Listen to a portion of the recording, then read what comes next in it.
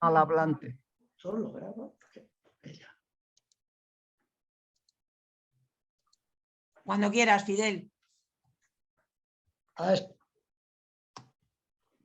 Vale, pues comenzamos la repetición de la conferencia de Blanca Tello Ripa, que ha sido profesora titular de la Autónoma de Geografía, doctora en Geología, profesora de Geografía, directora del departamento y otras muchas cosas más. Los que estuvisteis en la sala ya lo escuchasteis. Una de las cosas que más hay que destacar es que es miembro de la UMER desde hace unos cuantos años, que forma parte de la Junta Directiva como vocal, que trabaja un montón, que decía que nos quería mucho y que es nuestra amiga, y yo repito que nosotros también la queremos y que somos sus amigos. Y además tiene la generosidad de volver a repetir la conferencia para que quienes estáis en vuestra casa y quienes luego puedan escucharla colgada en la página de la UMER,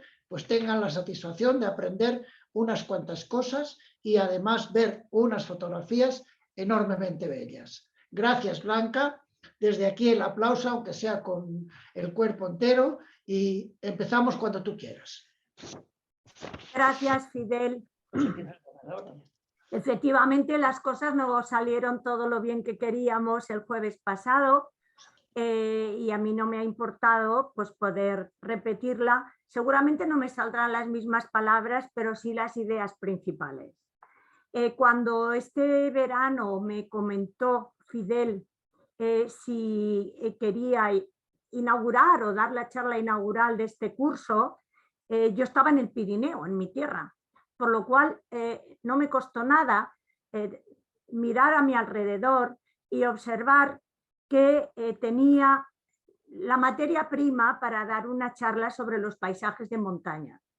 Tanto la información como la emoción que me produce la proximidad de este tipo de paisajes de montaña.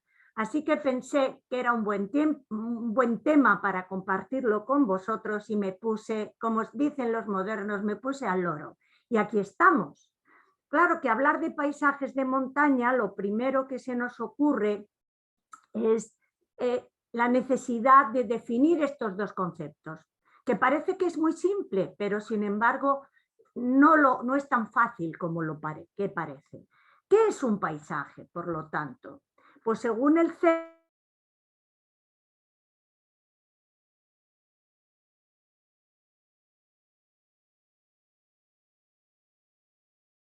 Te has quedado muda. Se ha congelado la imagen.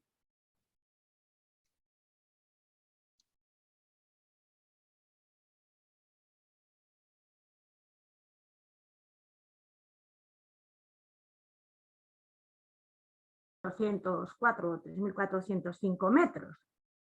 Textualmente el CEP establece que el paisaje, como síntesis de las características de un determinado medio físico y de la acción humana sobre él a lo largo del tiempo, refleja la superposición de los diversos modelos culturales, ecológicos y económicos en el espacio. ¿Qué significa esto? Pues que no penséis que el paisaje es una fotografía, no, es más bien un vídeo o una película. ¿Por qué? Pues porque cuando miramos un paisaje, allí hay millones de años en los que ha evolucionado el roquedo, miles de años en los que el clima ha ido cambiando, décadas en los cuales la vegetación también ha ido cambiando y años en los cuales la acción humana ha ido dejando su huella en el paisaje que nosotros observamos. Entonces, pensar en este concepto dinámico del paisaje como que lo que vemos realmente es el punto final de una evolución que continúa y continuará en el futuro. Normalmente cuando hablamos de un paisaje la gente se refiere más a un paisaje natural, pero realmente paisajes naturales como aquellos que no están modificados por el hombre, prácticamente en nuestro planeta no existen. Tal vez en algunas zonas polares, en la alta montaña, quizá alguna selva tropical que solamente van algunos cazadores y recolectores, pero realmente hay muy pocas zonas a donde no haya llegado actualmente la mano del hombre. Y más con los drones y los aviones y las fotos aéreas.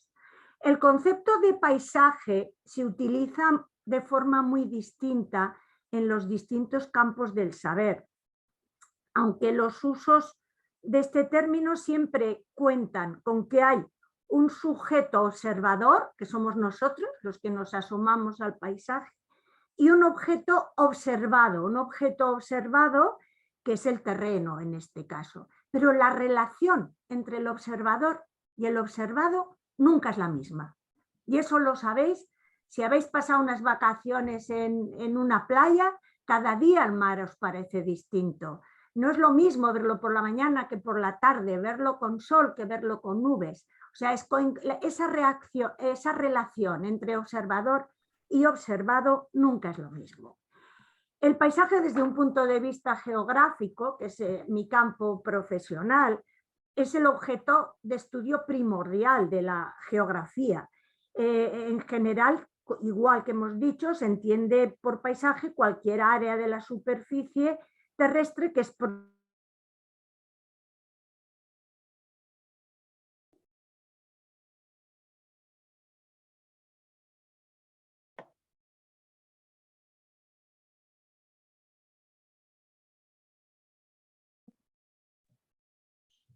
Blanca, te has quedado congelada.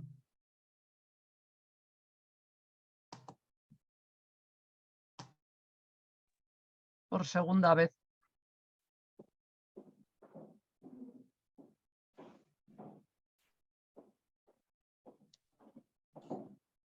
Me parece que pasa cuando pasas la diapositiva.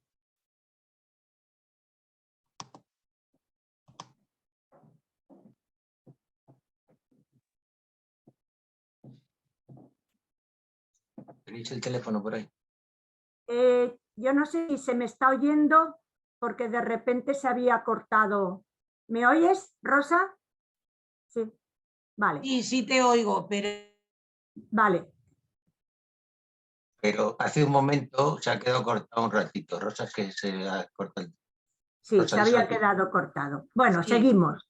Entonces, Espera, que no vemos... ahora no estás compartiendo pantalla, vuelve a compartirla. bueno, no estoy compartiendo pantalla. No, nos vemos a nosotros mismos, pero no estás compartiendo pantalla. ¿Compartir? ¿Ahora? Ahora. Vale, de acuerdo. Bien, pues continuamos. Decía que lo que más se notaba era su altitud y generalmente la altura relativa. ¿Qué significa esto de la altura relativa? Pues, por ejemplo, cuando desde Madrid nosotros miramos a Navacerrada o miramos Peñalara, hay que pensar que partimos de un punto de vista que ya está encima de la meseta, a 800, a 900 metros. Por lo tanto, esa altura de 2.200, 2.300 metros nos parecerá no demasiado alta en comparación con lo que nos puede parecer los picos del Pirineo con más de 3.000 metros cuando los observamos desde un punto de observación que es el Valle del Ebro. Y tened en cuenta que, por ejemplo, Zaragoza está a 200 metros sobre el nivel del mar. Entonces, la altura relativa es algo que también lo tenemos que tener en cuenta. Las montañas nos aparecen en todo el mundo. En total, aproximadamente la cuarta parte de la litosfera constituye masas montañosas. Sin embargo, solamente un 10% de la población mundial habita en estas regiones montañosas. Como veremos, pues porque es un espacio duro y que resiste a la habitabilidad. El concepto de montaña apareció en Europa entre los siglos X y XII y son numerosos pues, los localismos y los regionalismos que se usan para describir este accidente geográfico, que tanto se puede referir a una gran cordillera como a una colina, como a un monte aislado, como a un volcán. Yo recuerdo cuando vine de niña a Madrid, venía del Pirineo y aquí todo el mundo hablaba de la sierra. Y decíamos, ¿y qué es esto de la sierra? Ya cuando fui a la sierra me di cuenta que eran las montañas que estaban al norte de Madrid, el sistema central.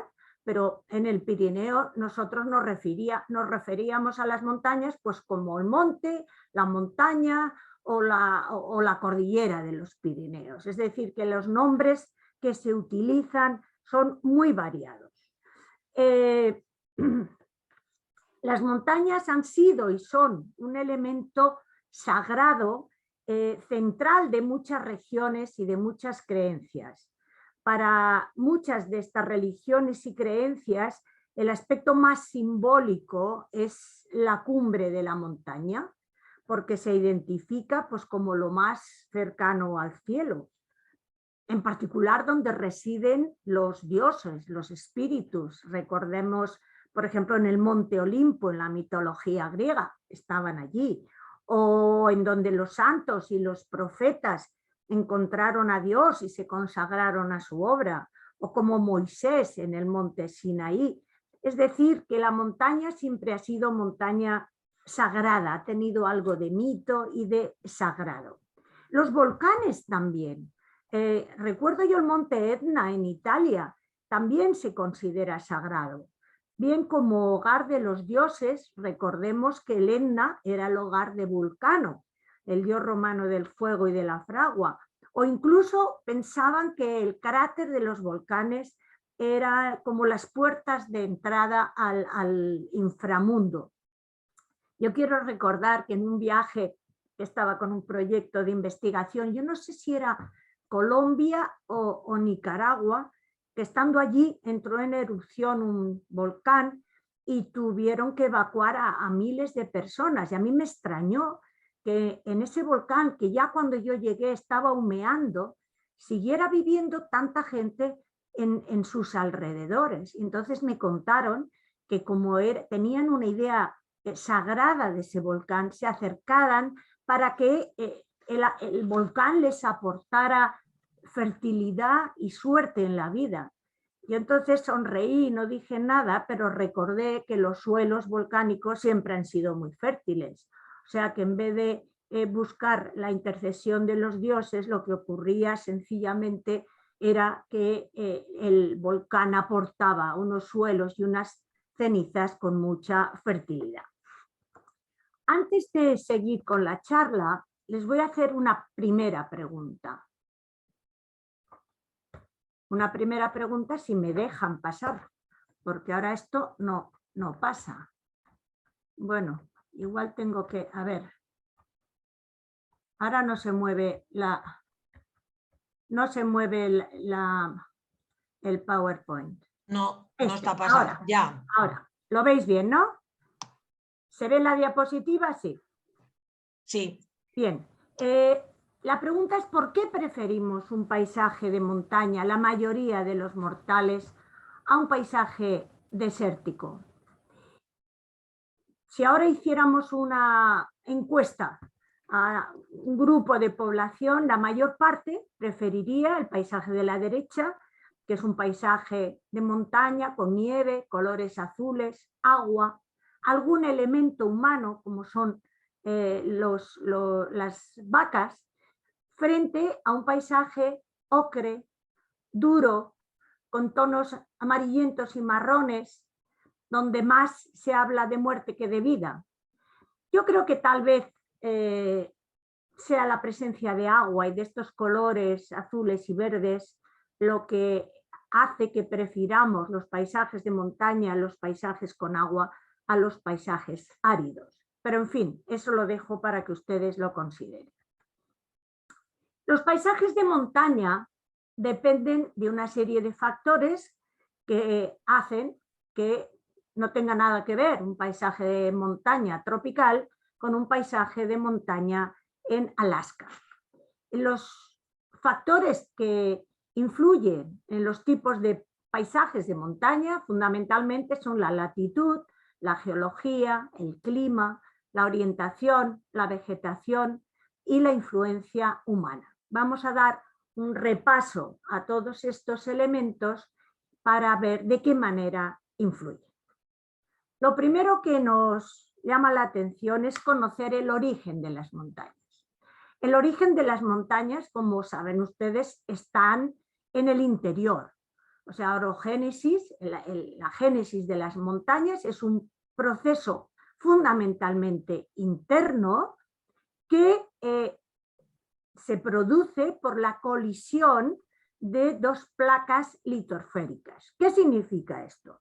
Vamos a ver, el suelo de la litosfera está constituido por una serie de placas, como si dijéramos las baldosas de nuestra cocina, que se mueven una respecto a la otra.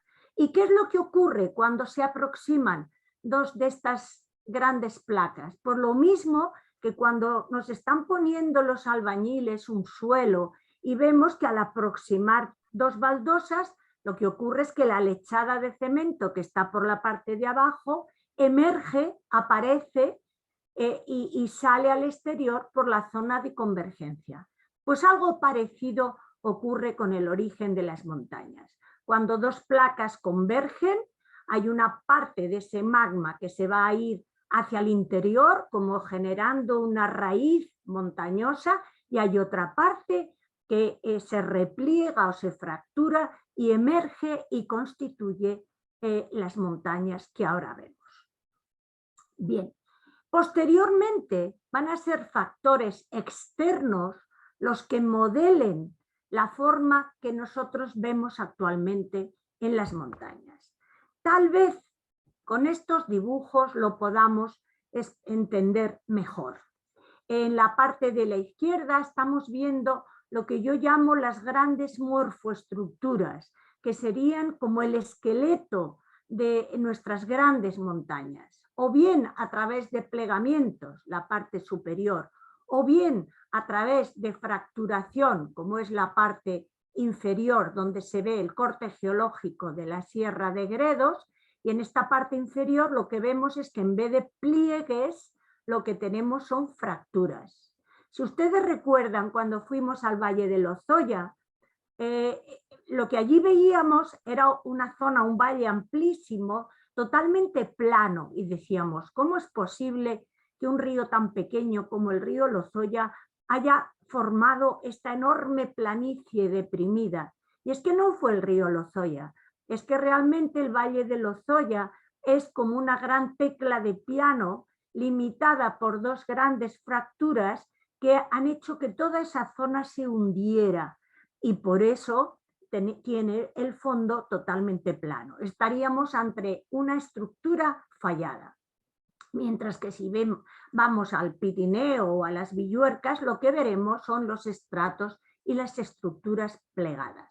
Sobre estas grandes morfoestructuras va a venir el gran escultor de nuestro relieve, La que basura es oculta la de tu erosión. teléfono ha llegado al límite. Por favor, límpielo a tiempo. Encienda ese. A ver, ¿quién es el escultor? ¿De qué manera la erosión actúa como un gran escultor? Cincelando todas estas montañas, todas estas grandes estructuras. Pues esto lo hace a través de todos los agentes con los que cuenta la erosión.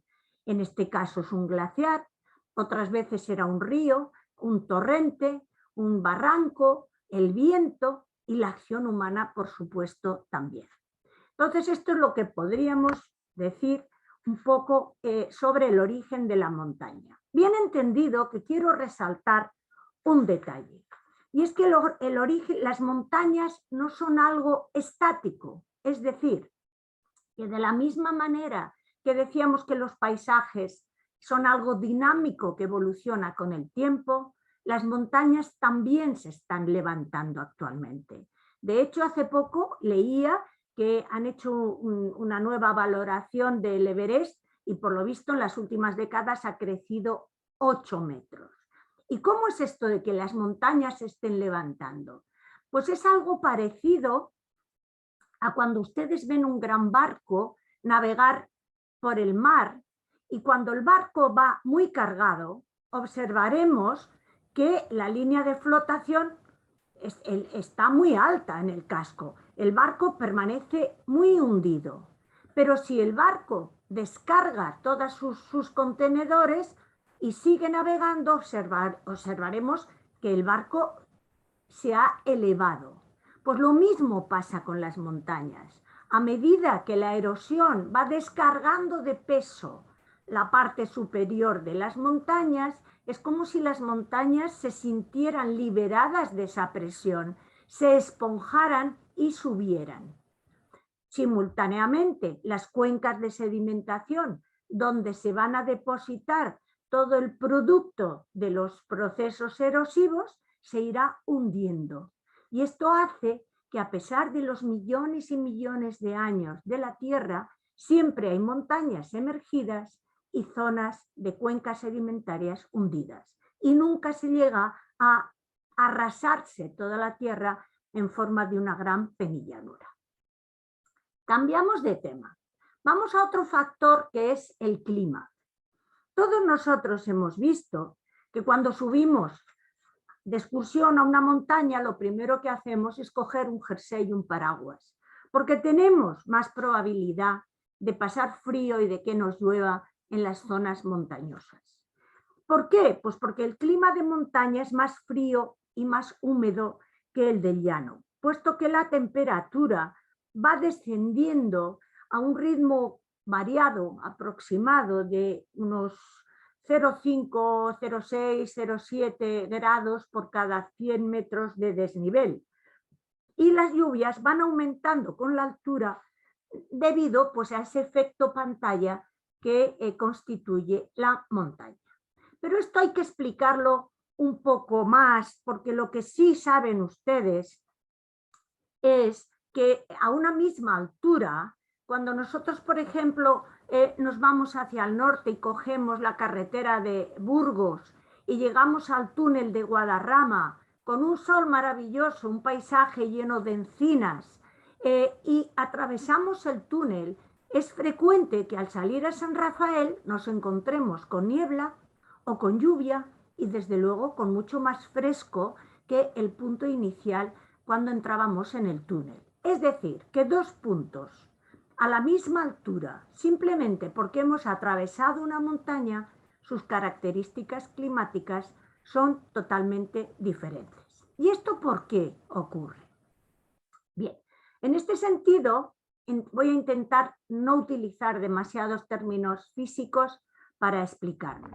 Por una parte tenemos una atmósfera normal, estable, sin viento, y observamos que al subir a Navacerrada, pues a medida que vamos subiendo, va enfriando. ¿Cuánto? Pues depende, no es un valor constante.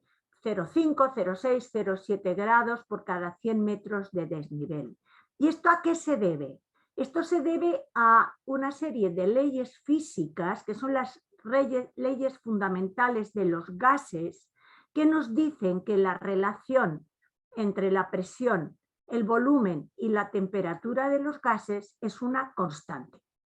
Consecuentemente, a medida que subimos, la presión desciende y la temperatura también desciende.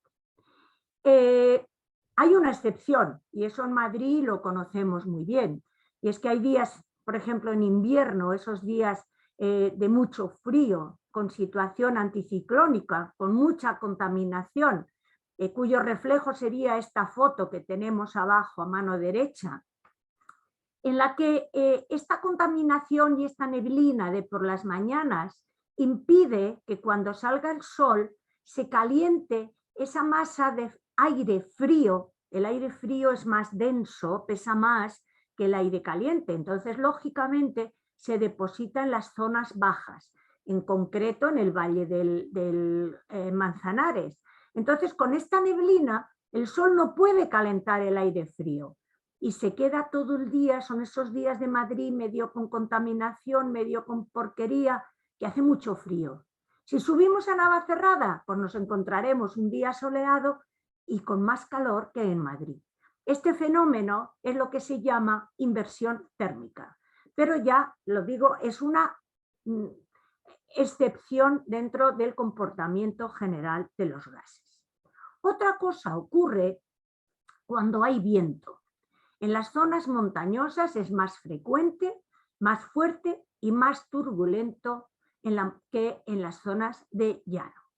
Y en concreto se da un fenómeno, que es lo que vamos a explicar ahora, que es el efecto Foehn, porque se estudió en los Alpes. En otros sitios se llama Foehn-Chinook, porque también se estudió en las rocosas. ¿Y en qué consiste este fenómeno? Veamos. Si hay un viento, que en el caso de Madrid, de la Sierra, casi todos los vientos vienen del noroeste, los frentes suelen entrar por Galicia y además en las latitudes medias los vientos dominantes vienen del oeste, y si este viento lo que arrastra es una masa de aire húmedo, cuando llega a la montaña, este viento obliga a subir a esta masa de aire húmedo por la ladera de la montaña. A medida que va subiendo, lógicamente se irá enfriando. Pero ¿qué es lo que ocurre además de enfriarse? Pues que este aire húmedo que tiene un vapor de agua, a medida que se va enfriando, ese vapor de agua se va a convertir en gotitas de agua. Es lo que llamamos una condensación. El agua pasa de estado gaseoso a estado líquido. Pues bien, también por leyes físicas que no vienen al cuento, este cambio de estado del agua a vapor al agua líquida trae consigo un aporte energético en forma de calor al medio, a su entorno. ¿Qué significa esto? Pues que esta masa de aire que va subiendo por la ladera norte de la sierra, por la ladera segoviana, en vez de enfriarse, por ejemplo, 1 grado cada 100 metros de desnivel, se va a enfriar solamente medio grado por cada 100 metros de desnivel. ¿Por qué? Pues porque va a contar con ese calor de condensación del que acabamos de hablar. Cuando esa masa de aire llega arriba, a la cima del sistema central, ya no lleva agua, porque ya la ha perdido, ya ha estado lloviendo en toda esta ladera.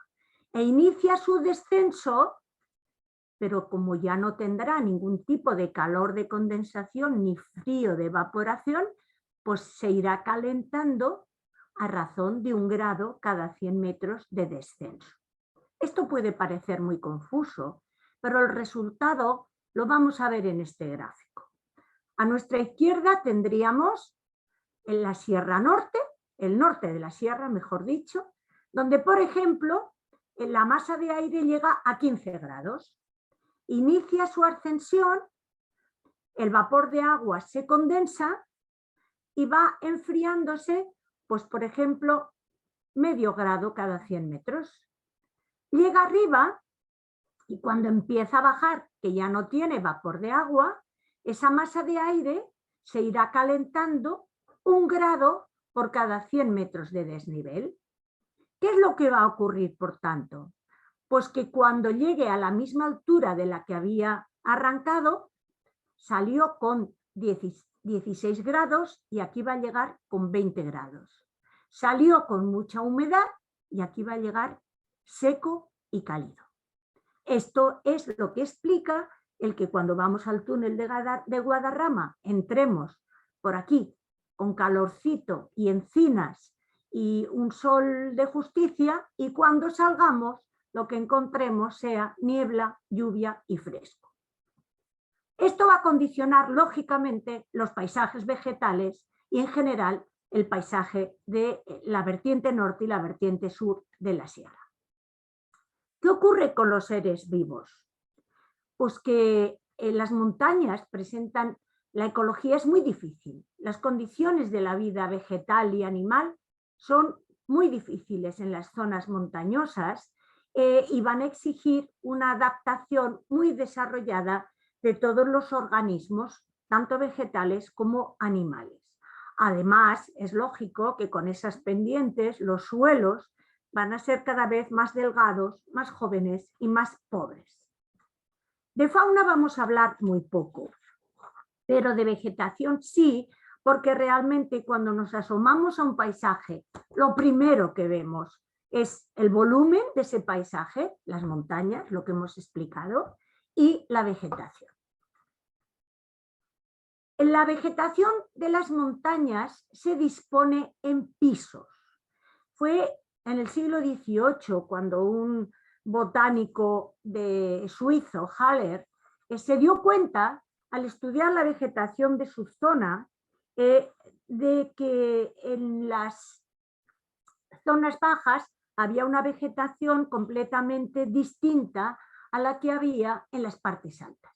Pero sin embargo fue un francés, Girod de Soulavier, el primero en hablar de pisos de vegetación, de tases de vegetación. Humboldt, al que ya conocemos bastante bien, en el siglo XIX, como gran naturalista, describió con gran precisión los pisos de vegetación de Tenerife y de los Andes. Sin embargo, ya bien entrado el siglo XX, lo que se observaba es que como la zona mejor estudiada habían sido los Alpes, pues los distintos botánicos y naturalistas se pensaron que el modelo de pisos de vegetación de los Alpes lo podían exportar a todo el mundo, cuando realmente eso no se cumplía. A partir de los años 70 del siglo pasado, sí que ya hubo una serie de botánicos que se esmeraron en definir las regiones biogeográficas de cada cordillera, de cada montaña, de cada país, y se definieron una serie de pisos de vegetación distintos en cada sistema montañoso que analizáramos. En España no puedo por menos que citar a Salvador Rivas Martínez, que ha sido uno de los grandes botánicos que nos ha aportado pues toda una clasificación biogeográfica y de asociaciones vegetales de muchísima importancia. Este gráfico a mí me gusta mucho porque es un gráfico del siglo pasado y nos muestra los pisos de vegetación de los Alpes, que como digo, siempre han sido los mejor estudiados. Lo primero que nos llama la atención es que la estructura de los Alpes es muy parecida a la de nuestros Pirineos. Es decir, hay unos prealpes del norte, nosotros tenemos un prepirineo francés, unos Alpes centrales, nosotros tenemos el Pirineo central, y unos prealpes del sur, que nosotros también tenemos los prealpes españoles, que son los que van subiendo a partir de la cuenca del río Ebro. Lo primero que nos llama la atención en este gráfico es que los contactos entre dos pisos de vegetación no son horizontales, como pudiera pensarse. ¿Y por qué no son horizontales? Por el efecto Foehn que hemos estudiado y que hemos analizado, por la razón de que en Torrelodones no tenemos la misma vegetación que en Segovia. Es decir, que los contactos entre los distintos pisos de vegetación, habida cuenta de que los vientos dominantes en los Alpes también vienen del norte, pues nos encontraremos que, por ejemplo, en los prealpes del sur, los que están pegados a Italia, que son los Alpes italianos, encontramos un piso mesomediterráneo y termomediterráneo con encinas, roble caducifolio, roble marcescente, los rebollos, demás. Mientras que a la misma altura, en los prealpes del norte, en la vertiente de Barlovento, pues es que no hay ni una encina por casualidad. Es decir, que estos pisos, estos gráficos, como luego veremos, se van a repetir en el sistema central, y lo que importa es precisamente el observar, primero, que según estés a Barlovento o a Sotavento, por el efecto Foehn, la vegetación va a ser distinta. Pero incluso en un valle, cualquier barranco que vosotros vayáis a la sierra, la cara de la Solana y de la Umbría también va a presentar vegetación distinta. Vamos a ver un modelo muy sintético de los pisos de vegetación de los Alpes, simplemente para que se den una idea, con paisajes todos ellos de los Alpes, y que puede ser exportable en cierta manera, por ejemplo, a nuestro Pirineo o a la cordillera Cantábrica. Por debajo de los 1000 metros tenemos los grandes valles alpinos, por ejemplo, el Valle de Aosta con estas dos fotografías. ¿Qué llama la atención? Estos grandes valles alpinos tienen una topografía muy plana, son unos fondos de valle en artesa totalmente horizontales, que en este caso no tiene nada que ver con el Valle de Lozoya, sino esto se debe a que son antiguos valles glaciares, y ya sabemos que el fondo de lo que hay por debajo del glaciar son valles en U o valles en artesa. Cuando se han retirado los glaciares nos dejan estos grandes y amplios valles en artesa. Podríamos decir que son llanuras dentro de las montañas. Son unas zonas, por supuesto, de pastos y donde al estar por debajo de los 1000 metros la presencia humana es muy frecuente. Entre los 1000 y los 2200 metros tenemos el piso forestal. Es la montaña que conocemos pura y dura, la montaña a la que los mortales, la mayoría de los mortales, podemos acceder. Tiene pendientes muy fuertes, tiene muchas pedreras, si se dan cuenta, precisamente por las heladas que puede haber y la rotura de las rocas. Ya hay coníferas en las zonas altas y caducifolios abajo del tipo del robledal. Es una zona muy humanizada donde hay muchos pueblos, pueblos de montaña, prados, cultivos, etc. Por encima de los 2200 y hasta los 3000 metros ya estaríamos en el piso de los prados alpinos. Son zonas con formas heredadas del glaciarismo que durante el invierno están cubiertas de nieve, mientras que durante el verano se convierten en unos magníficos pastos de verano donde suben los ganados a pastar en los periodos cálidos. ¿Por qué no hay árboles? Pues porque la presencia de temperaturas por debajo de 0 grados, con heladas continuadas durante a lo mejor 4 o 5 meses durante el invierno, impiden la vida del estrato arbóreo. Por encima de los 3000 metros tendríamos ya el piso de la alta montaña. Son los grandes picos con crestas agudas, con veranos muy fríos, y los seres vivos que hay aquí son muy escasos. En concreto, la flora que encontramos aquí son pequeñas flores y pequeños herbáceas que salen en las épocas de verano y nada más. La fauna de la montaña, ya he dicho que no voy a hablar mucho de esto. Lo importante es que sufre muchas adaptaciones precisamente para adaptarse a las bajas temperaturas. ¿En qué consisten estas adaptaciones? Pues todos estos animales, el oso, los ciervos, las cabras montesas, tienen una enorme capa de grasa debajo de la piel o del pelo, y también una característica de todos estos animales, y es que como no son tontos, en el periodo invernal pues migran hacia zonas mucho más bajas y para eso tienen que salvar grandes pendientes. Por lo tanto, casi todos estos animales son buenos trepadores. Les he traído este pantallazo. Es un gráfico que es bastante antiguo, es de 1976, pero a mí me gusta mucho porque refleja el paralelismo entre esta estructura forestal o de vegetación de la Sierra de Guadarrama con el gráfico que veíamos de los Alpes. Aquí está el sur, o sea, a la izquierda estaría Madrid y a la derecha, al norte, estaría Segovia.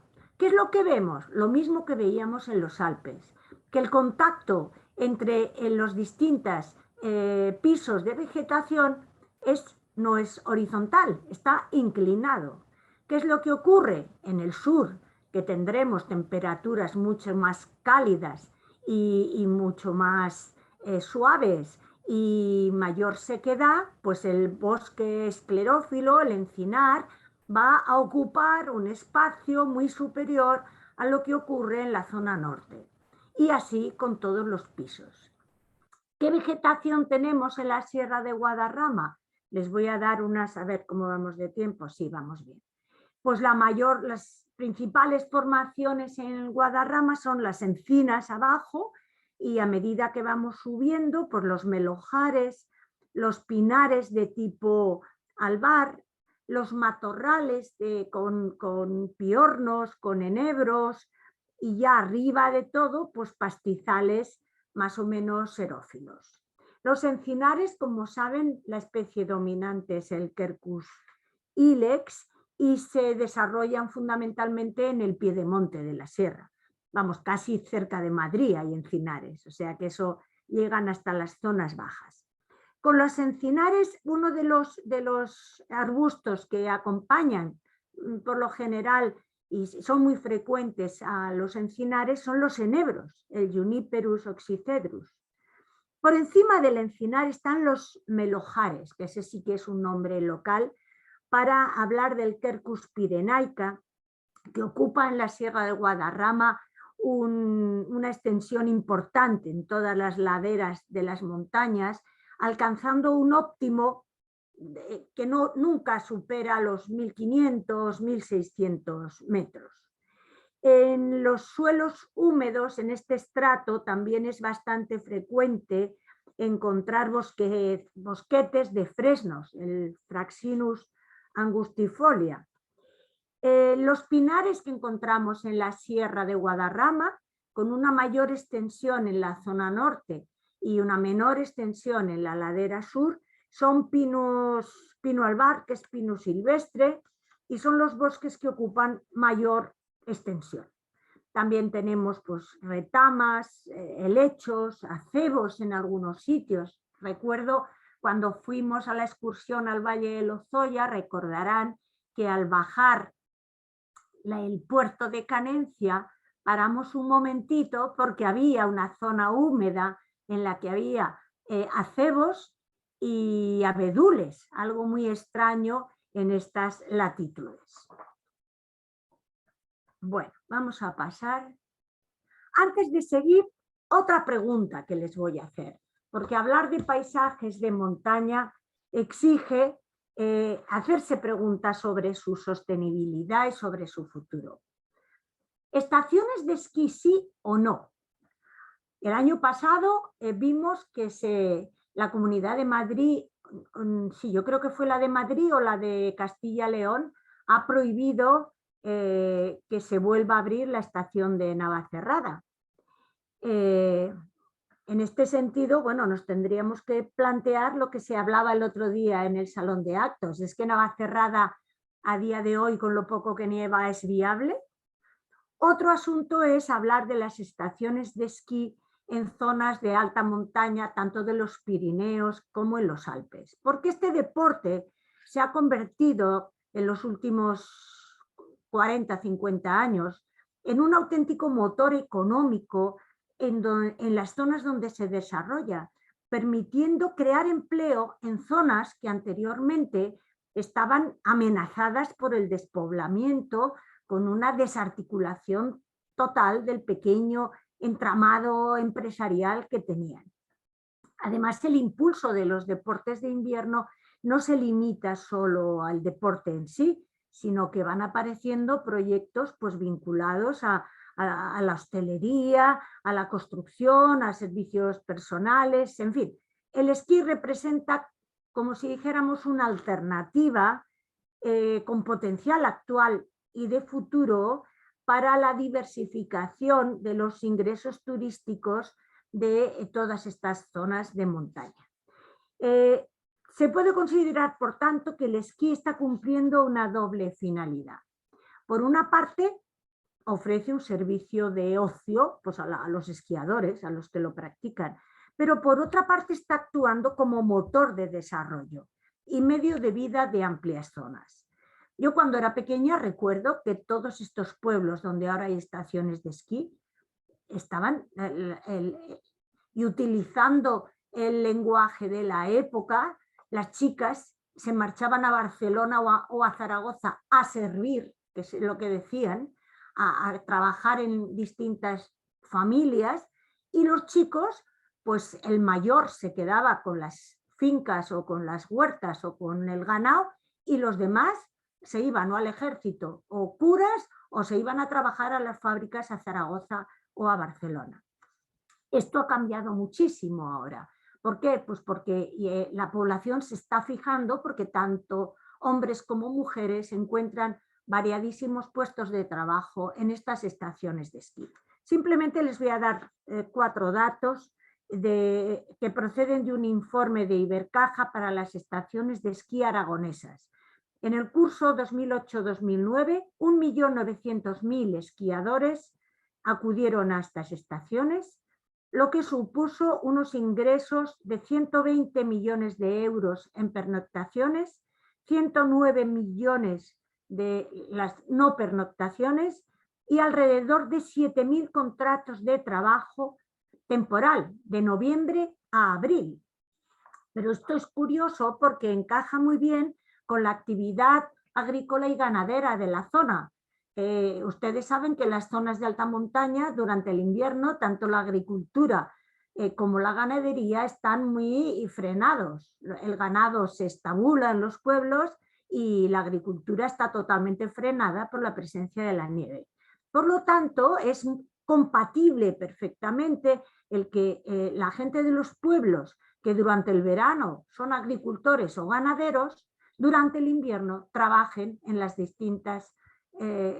distintos trabajos que ofrece las estaciones de esquí.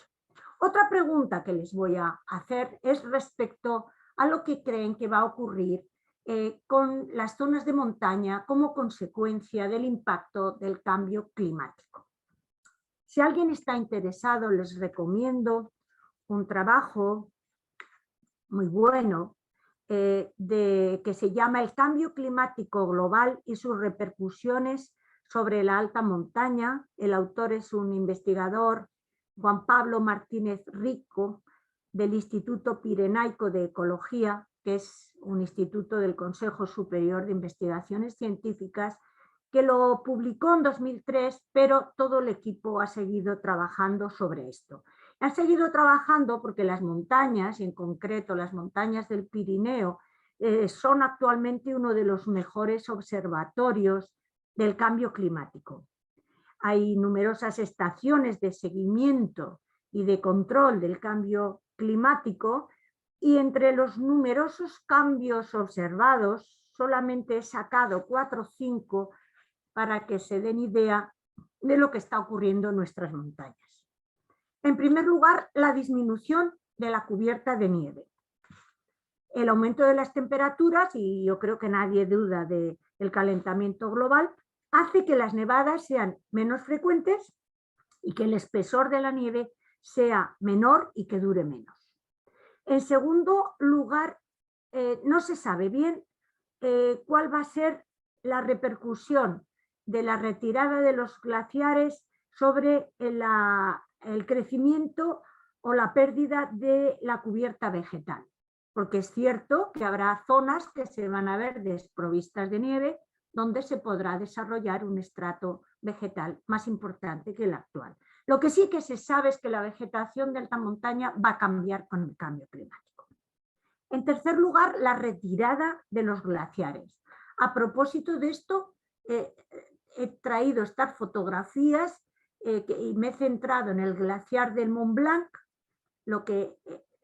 tal como era en 1910 y en 2020, toda la pérdida de nieve, y en el glaciar de Monte Perdido, que es el que más se estudia en los centros de observación aragoneses, porque lo tenemos muy cerca, con una fotografía antigua de 1892 y actualmente esta abajo a la derecha de 2017, en que todo lo que estaba cubierto por nieve actualmente es un pedregal realmente.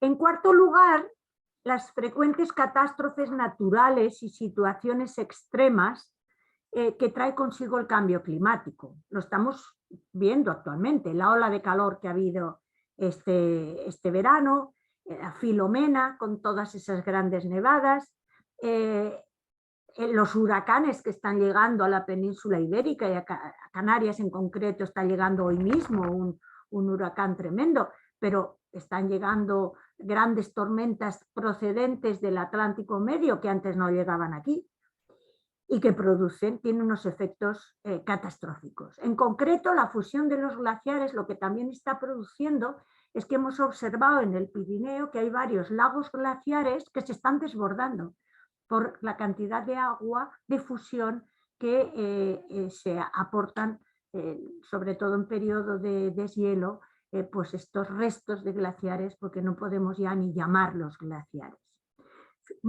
¿Todo esto qué consecuencias va a traer? Pues que va a haber un desplazamiento de los pisos de vegetación y por tanto va a haber un cambio de paisaje en las zonas de montaña tremendo.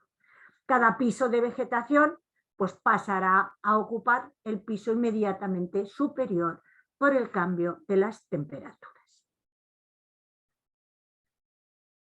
Bueno, ustedes dirán, ¿y todo esto para qué nos lo cuenta esta mujer?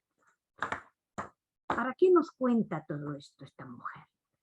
Pues para que cuando salgan al campo, cuando vayan a la playa, cuando suban a la montaña, miren el paisaje con otros ojos.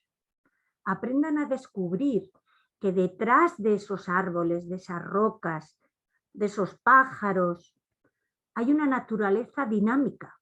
Hemos empezado la charla diciendo que los paisajes son algo dinámico. Hay una naturaleza que va cambiando día a día y que tiene una historia a sus espaldas.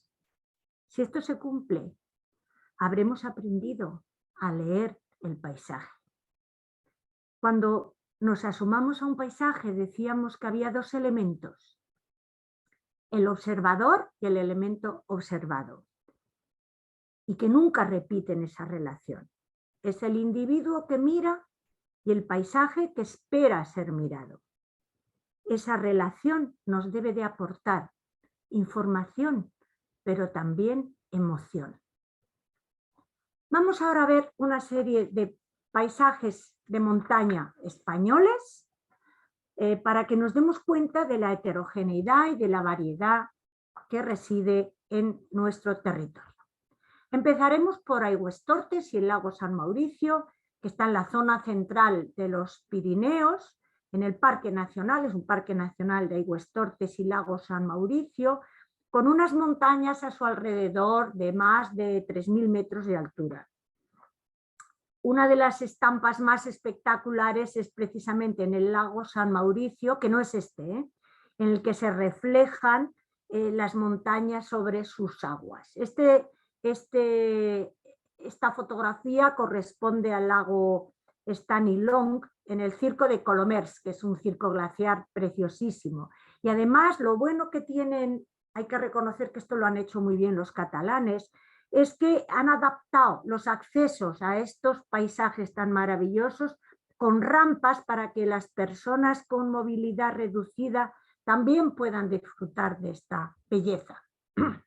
Y del Pirineo nos vamos al Parque de Garajonay, en las Islas Canarias, y en concreto en el centro de la isla de La Gomera.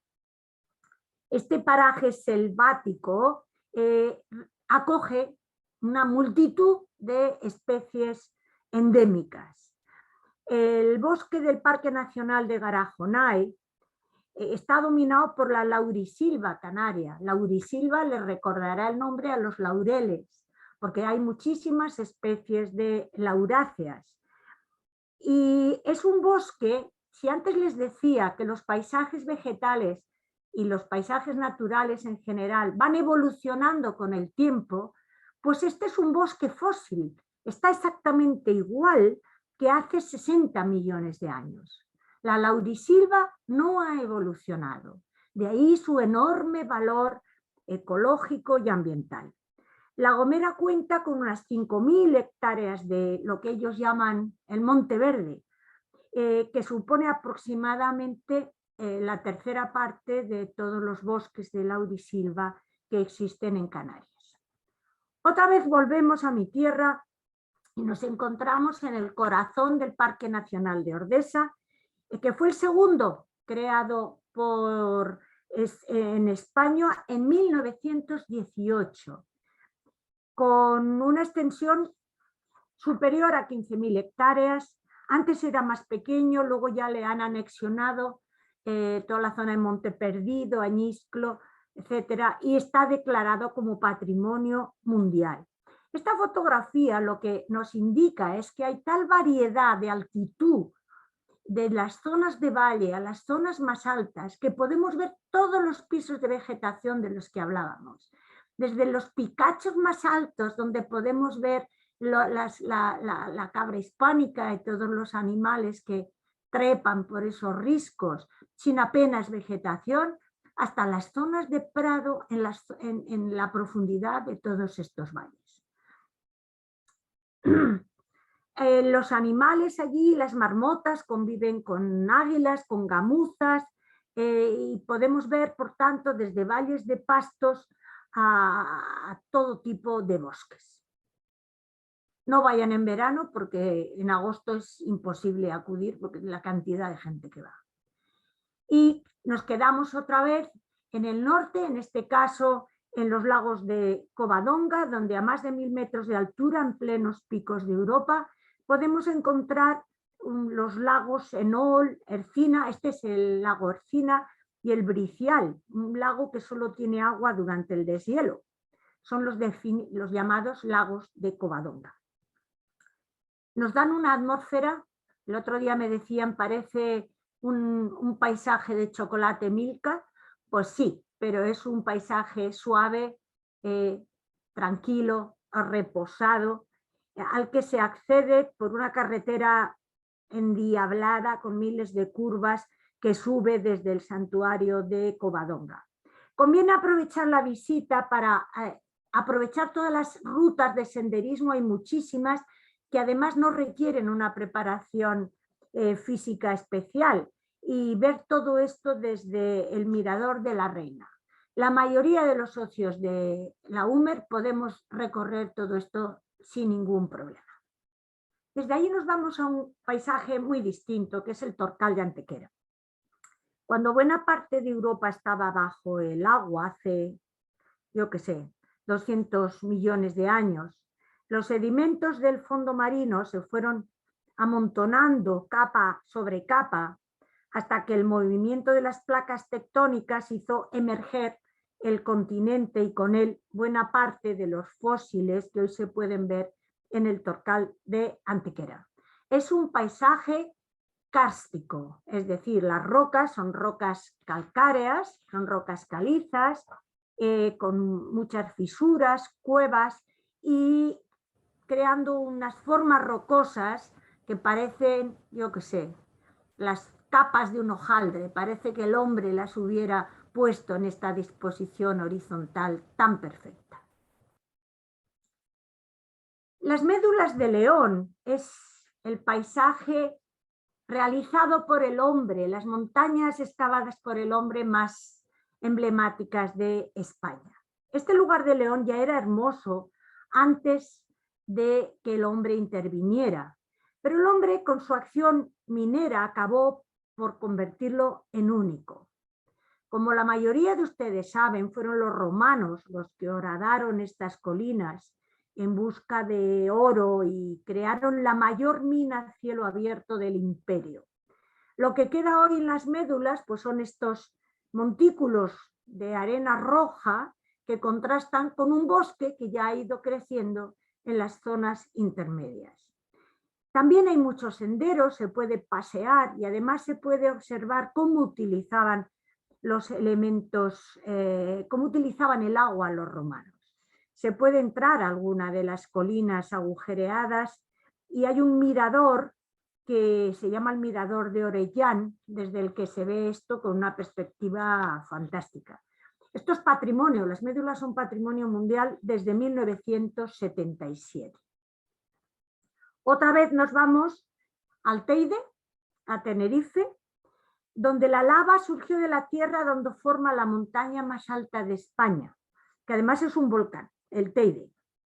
todavía presume de ser la tercera formación volcánica más alta del mundo, porque desde la cima del Teide hasta el fondo del océano, donde se inician los depósitos volcánicos, hay un desnivel de 7.500 metros. Es habitual, aunque este año no, este año estaba yo en Canarias y no había nieve en la cima, pero hasta este periodo de calores tan horrorosos era habitual el ver en la cima del Teide zonas nevadas que contrastaban muchísimo con estos paisajes semidesérticos de las zonas áridas que hay en las partes bajas. También es patrimonio mundial desde 2007. Bueno, de todas estas fotos, unas son mías y otras no, otras son robadas, no piensen que todas estas fotos las he hecho yo.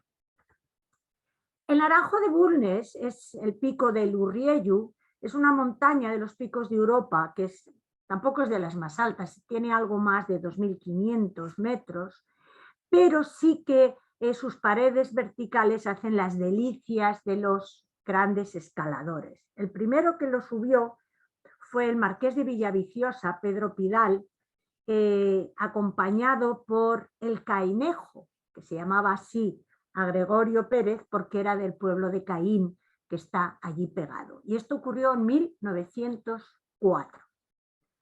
Los volcanes no son todos como el Teide, por eso les traigo este paisaje de los volcanes de la Garrocha, que mucha gente no conoce, pero que tienen, a mí me parecen de una belleza espectacular. Hay más de 40 cráteres y bocas de volcán que asoman en el Parque Natural de la Garrocha. Es un paisaje formado por la lava, pero el clima lluvioso que hay en esa zona, el norte de Cataluña, ha propiciado que la vegetación cubra todos estos volcanes, todas estas laderas, y nos ofrezca este paisaje tan espectacular. Si van a esa zona, y yo se lo recomiendo, les sugiero que se acerquen a un pueblo que se llama Castellfollit de la Roca, que está construido justo como si dijéramos aquí arriba, en un escarpado volcánico, y justo en ese escarpe se pueden ver todas las capas de rocas volcánicas de la zona. Nos vamos acercando a nuestra tierra y en este caso les presento la Sierra de Gredos, una sierra, parte occidental del sistema central, del que forman parte pues, Castilla y León, Extremadura y Madrid. En su interior alberga zonas erosionadas por antiguos glaciares y de allí el nombre de Circo de Gredos, con el nombre de circo aludiendo al circo glaciar. Las montañas que allí hay son bastante altas, el mayor de ellos es el Pico Almanzor con 2.592 y en esta zona en concreto, como pueden ver, apenas hay vegetación. No así en el resto del sistema central, donde hemos visto que tenemos prácticamente todos los estratos de los pisos de vegetación habituales en las zonas de montaña.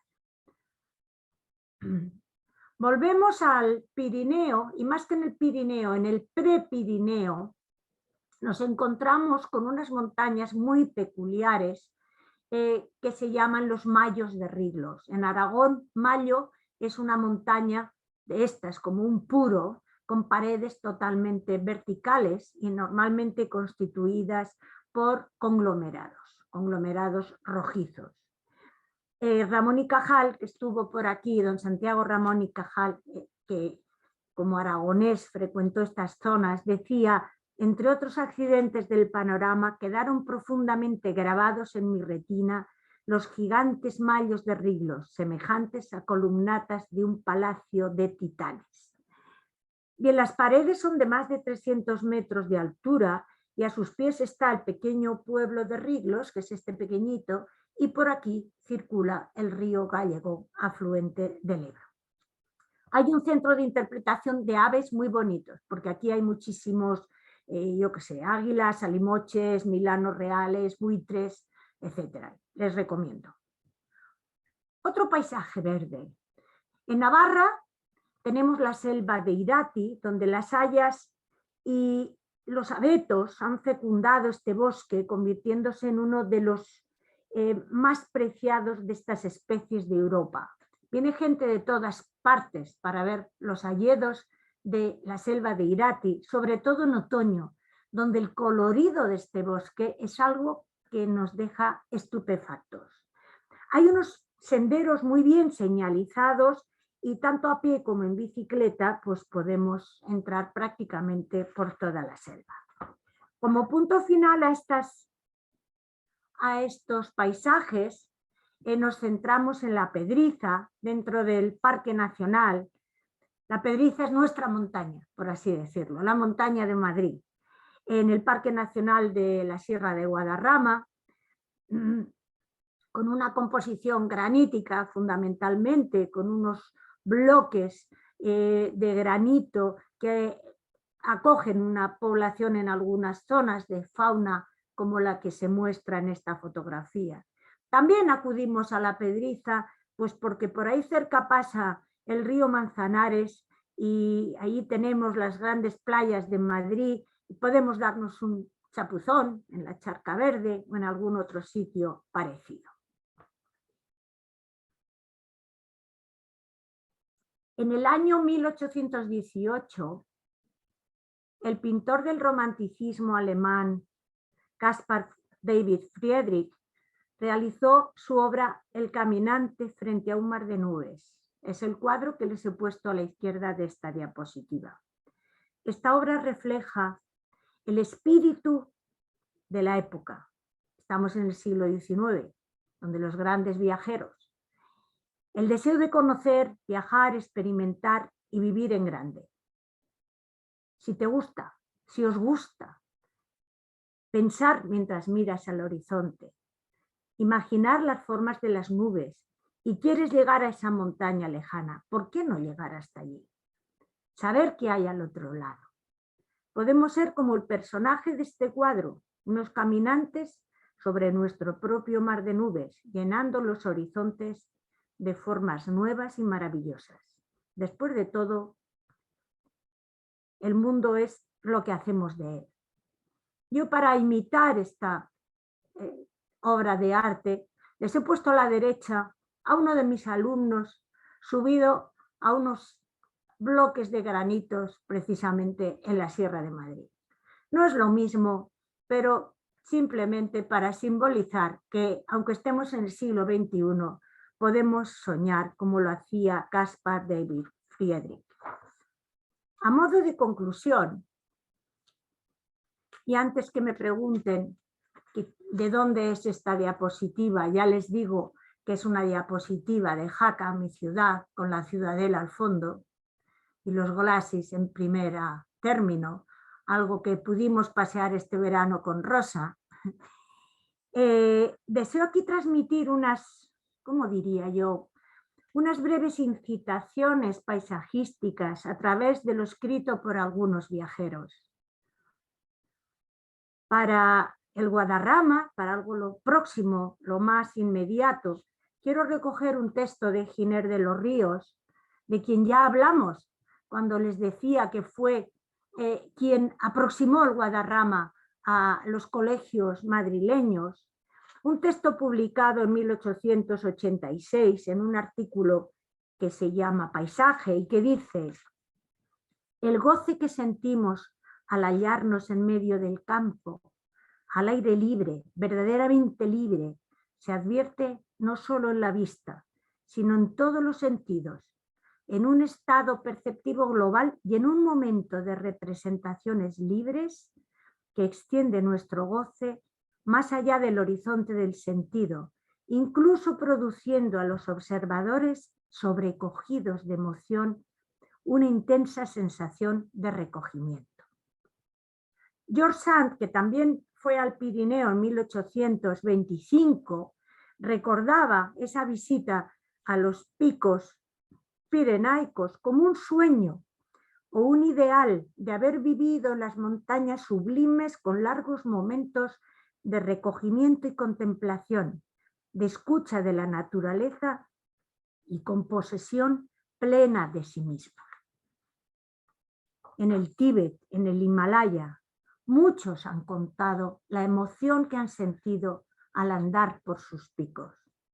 El sentido de la cadencia de un paisaje está además ejemplarmente en la música, como en aquella sexta sinfonía de Sibelius, que sugiere el oscuro paisaje invernal finlandés, traduciendo a música escrita un ambiente y permitiendo al oyente volver paisaje lo que escucha con entrega.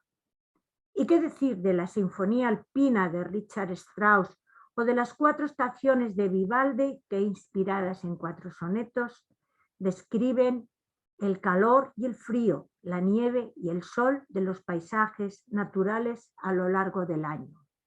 Como dice Martínez de Pisón, mi maestro, el viajero, expresado en sentido voluntario y hasta exploratorio, se sumerge en los paisajes.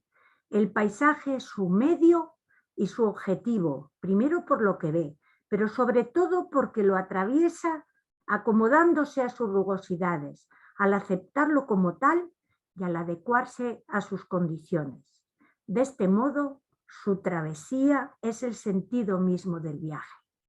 Y no hay mayor adaptación que la requerida por los paisajes fuertes, que imponen condiciones severas, que reclaman toda nuestra atención, como pueden ser los desiertos, las selvas, los glaciares y las montañas. Así tal vez el entendimiento del interés del paisaje solicita a última hora el espíritu del viajero.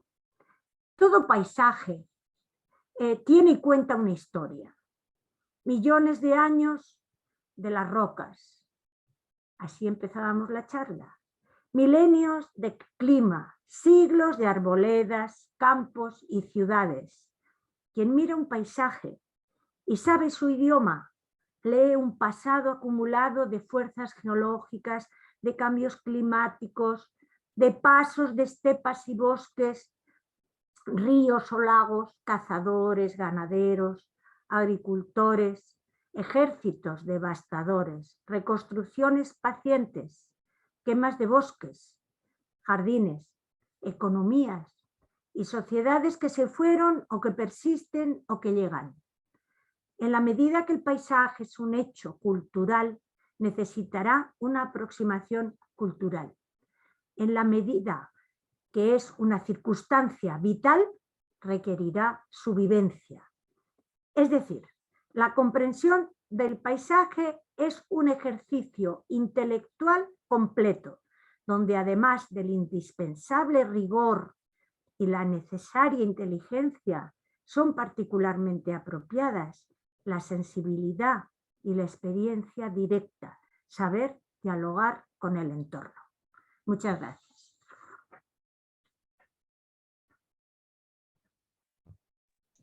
Bueno. Muchas gracias, Blanca. Aplauso, aplauso, Unos Blanca. poquillos, Aplauso. pero Aplauso. Que lo ha... Pero es muy difícil repetir lo mismo, de verdad. No, pero lo has hecho casi igual. Casi. Y encima Oye, repetir la misma conferencia en menos de una semana ya hay que tener valor, ¿eh? Sí, Mira, sí. yo quiero agradecerte la generosidad de este esfuerzo que, pues es verdad, cuando uno prepara para una conferencia y ya se ha hecho la conferencia, ya te dan ganas de archivar eso y dejarlo para otra cosa. Entonces, primero, agradecerte la generosidad. Lo segundo, decir que pasear contigo por la naturaleza y también por lo virtual, como en el día de hoy, es un auténtico placer por todo lo que sabes, por tu conocimiento y por tu forma de transmitir ese conocimiento que nos acerca incluso a conceptos un poco difíciles. Y luego la tercera cosa es que lo mismo que Sibelius o Vivaldi con su música nos pueden acercar a un paisaje de montaña, tú nos has acercado también con tu forma de contarlo, con tu forma sencilla, cariñosa, amable, y me parece pues que eres como una Sibelius de la geología y de la geografía. No tanto. Pues muchísimas gracias a todos. Gracias. Misión cumplida. ¿Se ha grabado, Rosa? ¿Se ha grabado? ¿Se ha grabado? O sea, creo que sí. Aún está grabando, dice. Creo que Seguro, sí. seguro que sí. Ay, Sí, sí. Voy a dejar de grabar. venga. Vale. Ah, bueno, Muchas se gracias. puesto aquí. Gracias, ¿eh? Venga, Blanca. nada. Que No nos vemos sabemos si mañana. alguna